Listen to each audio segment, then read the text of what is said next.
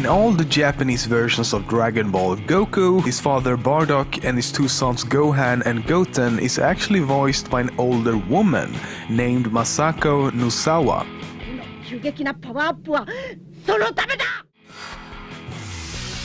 Many of the characters' names are actually a play on English words. Some examples are Kakarot, taken from carrot, Vegeta, simply taken from the first 6 letters of the word vegetable, Raditz from radish, Frieza comes from freezer, Broly from broccoli, Paragus taken from asparagus, and then there's more obvious ones such as Trunks, Briefs, Launch, Piano, Shield, Cooler, and many more. Also in Japanese, Seiya is formed by rearranging the syllables of the Japanese word Yasai, which also happens to mean vegetable. In other words, Super Saiyan equals super vegetable.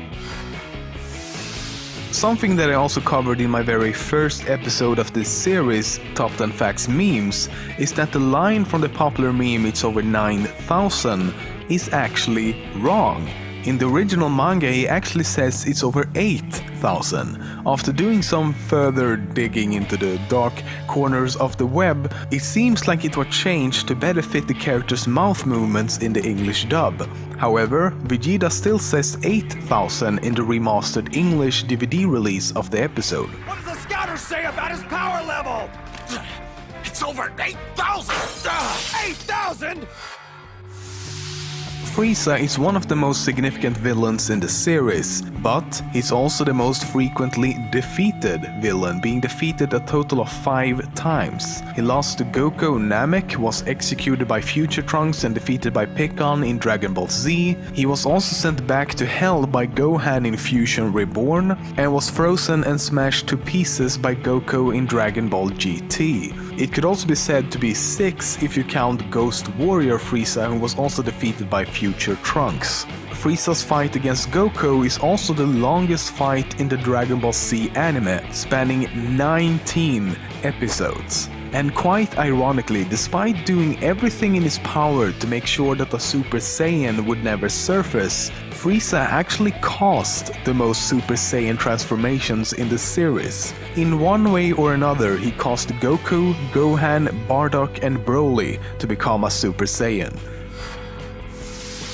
During a scene in the first episode of the Namek saga, a picture of several Nameks is shown, and one of them has a mustache. This is kinda weird, as no other Nameks in the entire series has been seen with facial hair of any kind. The exception would be Piano, a mutated Namek who has a few sprouts of hair on the back of his head. Goku's signature attack, the Kamehameha, translates to Turtle Destruction Wave from Japanese. But Kamehameha is also the name of a man who established the Kingdom of Hawaii in 1810. His full name was Kalani Paea Wuhi U Kaleikini Kiali Ikui Kamehameha O Iulani I Kaivikapu Kaui Ka Li Huli Hu Kunui IKEA. Okay, that's fucking impossible to say. I'm just saying.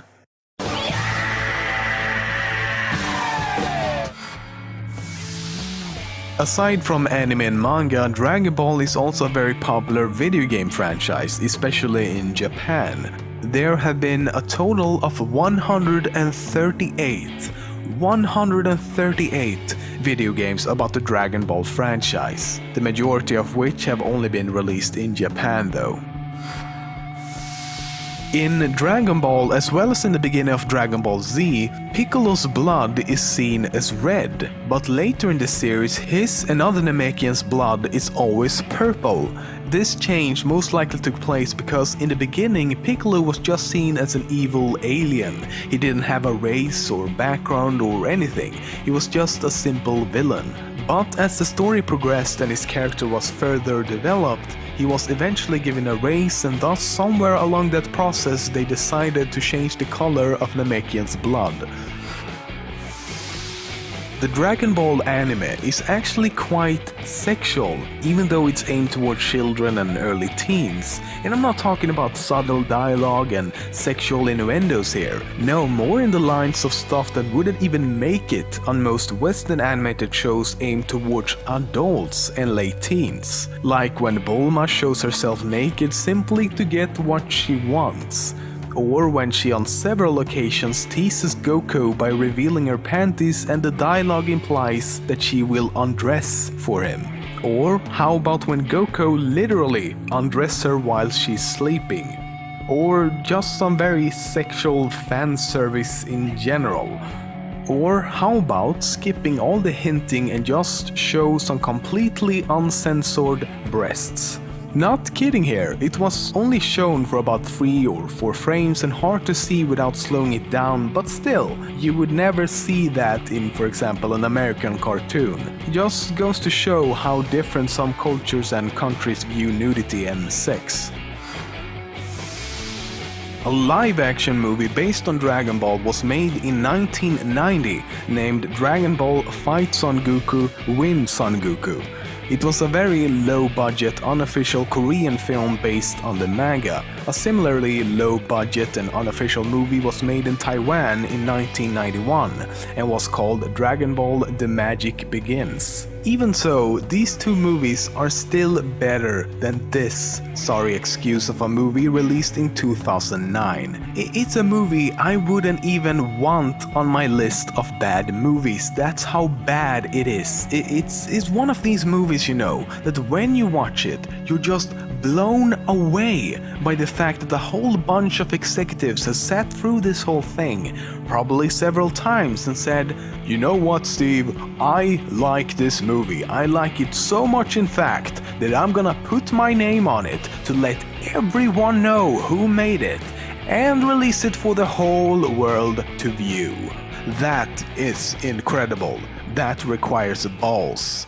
You could almost say it requires Dragon Balls.